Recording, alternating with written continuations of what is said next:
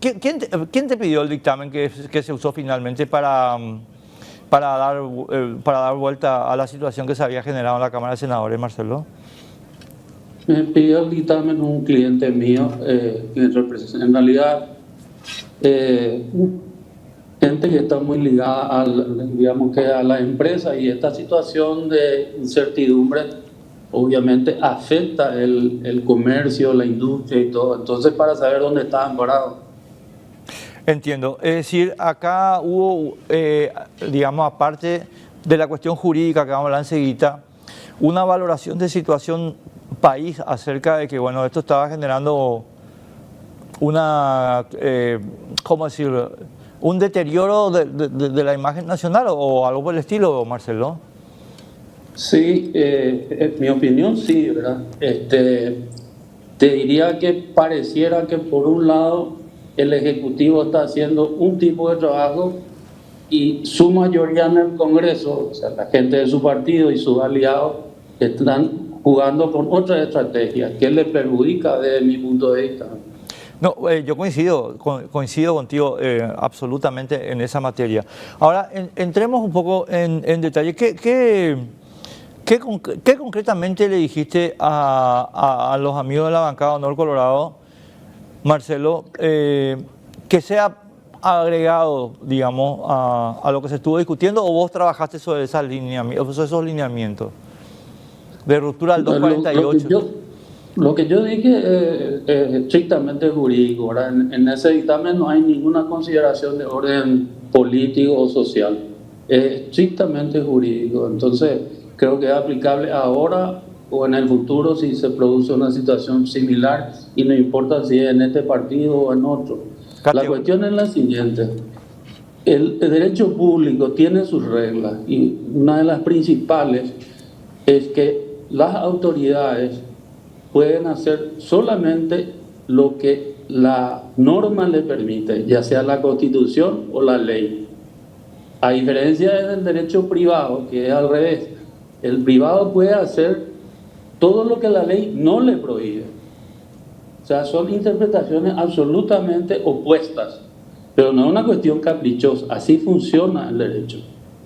¿Por qué? Porque si en el derecho público uno le da libertad, entre comillas, acción prácticamente absoluta a las autoridades, se puede llegar al despotismo, a cualquier extremo.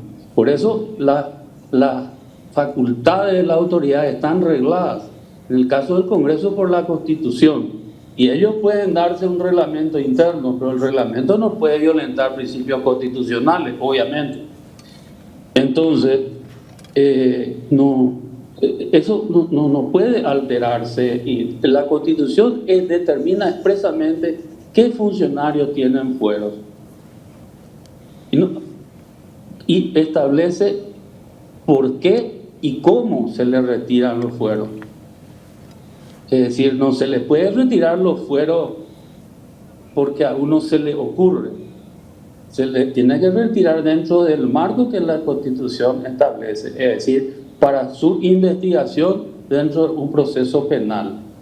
Para una cuestión civil no hace falta, porque se peleó con un fulano de tal, no hace falta, porque tiene problemas en su negocio, en su familia, no tiene nada que ver con los fueros.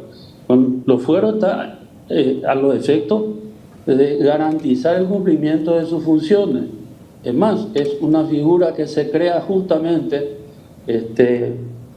por supuesto, hace muchos años, porque ¿cómo se evitaba antes que alguien vote? Le hacían lo que sería hoy un secuestro expreso. Entonces lo detenían para que no asista a una sesión. Y entonces tenían un voto menos, dos votos menos, según convenía a esos intereses en ese momento. De ahí se inventaban procesos, se inventaban causas, porque en realidad lo que querían es que no asista a la sesión. Y ese es el origen histórico de los fueros, que lo estoy haciendo así muy en sencillo, ¿verdad? Entonces, en este caso, hay que entender bien que el Congreso lo que puede hacer, ya sea en la Cámara de Diputados o en la Cámara de Senadores, es retirarle los fueros a una persona para que se pueda procesar, pueda ser procesada dentro de una investigación penal. Pero no es atribución del Congreso otorgarle fuero a nadie. Está en la Constitución, quienes los tienen porque está en la Constitución. Y está la facultad de retirarle los fueros para una investigación, que es lo que acabo de decir, pero no está la facultad de devolverle los fueros. Porque el Congreso, la Cámara cuando se expresa y le retira los fueros, si cumple con la cantidad de votos y compañía, que son requisitos formales, entonces pierde competencia. Eso ya pasa a la Administración de Justicia y en la Fiscalía y eventualmente el juez de garantía quienes tienen carta en el asunto. Ya no es un asunto del Congreso.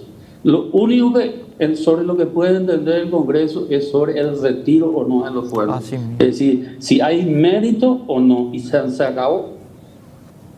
Y ahí, Marcelo, quiero saber más si vos abordaste también la violación del 248 resultante de la interrupción de un proceso pretendida eventualmente por esta mayoría. Es decir, cuando se comunica, cuando la Cámara de Senadores comunica a los juzgados respectivos que el proceso debe interrumpirse porque han sido reforados, no sé cómo llamarle, los imputados. A mi juicio, pero quiero escuchar un poco tu opinión, es también una violación del 248, ¿verdad? No, yo francamente no estaba informado que le hicieron tal comunicación, pero sí. Si así fuere, honestamente no resiste el análisis. Como te dije, no le pueden comunicar un acto nulo, y los actos nulos, como sería retornarle los fueros, devolverle los fueros a los legisladores que lo perdieron, no existe en el derecho y por ende es nula. Lo que puede pasar es que la justicia investigue y diga, no, acá no hay nada que analizar y son sobreseídos en la investigación, entonces debería comunicarse a la Cámara y recuperan su fuero. Pero eso ya no es competencia del Senado. Mira, interesantísimo lo que acabas de señalar, en el sentido de que a vos te pidieron un dictamen que no incluía la comunicación que la Cámara hizo a los diversos juzgados, es decir, a la Corte Suprema en el caso Filisola, a la Cámara de Apelaciones de José Agustín Fernández en el caso Hernán Rivas y a Osmar Legal en el caso de Erico Galeano. Esa parte a vos no te comunicaron, no te pidieron. Dijeron, señor, esto se puede hacer, pero con relación al retiro, a la reposición de fuero. Y hasta ahí vos llegaste. ¿Entendí bien ahí, Marcelo? Entendiste correctamente, sí, así es. Quizás porque en el tiempo que se produjo esa comunicación, todavía, no sé si ese día o el día anterior, fue que se discutió el retorno o devolución de los fueros. La verdad que no sé cómo llamarle, porque como la figura no existe, tendría que ponerme a pensar cómo denominarla para no cometer errores, ¿verdad? Pero perdieron competencia y ahora tiene que estar la resulta del proceso penal. Y si estas personas son sobreseídas, tendrán que ser reincorporadas a las cámaras con sus respectivos fueros y lo que haga falta. Marcelo, ahora vos fuiste miembro de la Cámara, conoces bien el procedimiento, además creo que conoces demasiado bien la Constitución. En consecuencia, quiero hacerte dos consultas de proyección, si me permitís, para avanzar sobre esta cuestión. Muchas voces en lo que está debatiéndose esta tarde, y yo creo que a resultas de lo que se debatió en la Cámara, están diciendo que aquí no alcanza con, digamos, la decisión que tomó la Cámara hoy, es decir, no darle trámite a estas resoluciones, es decir, de derogar estas resoluciones, y que deben ser penalmente procesados los que votaron a favor. ¿Cuál es tu criterio con respecto a eso? Voy a empezar por lo que para mí no puede formar parte del debate. Es un acto nulo, y como todos los actos nulos no producen ningún efecto jurídico. Si se cometió algún hecho punible, habría que ver si... lo que pasa es que los hechos punibles no es lo que uno quiere que sea, sino son lo que la ley determina que son.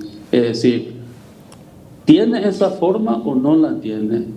Que sea parecido no alcanza.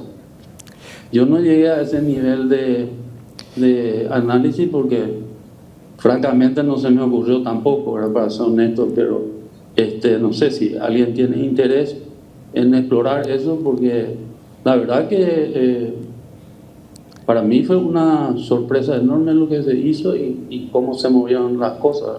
Claro, ¿sabes por qué estoy mirando el teléfono mientras vos estás hablando? Porque una de las personas que me indicó, digamos, a mí vía redes sociales, y hoy estaba invitada pero no aceptó, o no pudo porque tiene, creo que, un compromiso familiar, es Luis Fretes Carrera, y yo estoy seguro que vos te acordás de él de nuestra época de la facultad. Claro. Así que, y Luis me dice, no, acá hay que, estos tienen que estar procesados y tienen que irse a la cárcel, ¿verdad? Yo, honestamente, le respeto muchísimo a Luis en el sentido de su formación y compañía, pero eso no obsta, mi querido Marcelo, para que yo no acepte el argumento de autoridad de nadie, ni del Papa, ni de Luis, ni de nadie. Y en consecuencia, espera un momento, esta figura tiene que estar tipificada para que constituya un delito. Y esa es la cuestión que creo que hay que solventar, porque creo que hay mucha gente en la opinión pública que está, digamos, alimentando ese discurso. ¿Qué opinas? Coincido con tu análisis. Es reprochable el que hayan cometido un error de esta naturaleza, pero eso es políticamente censurable.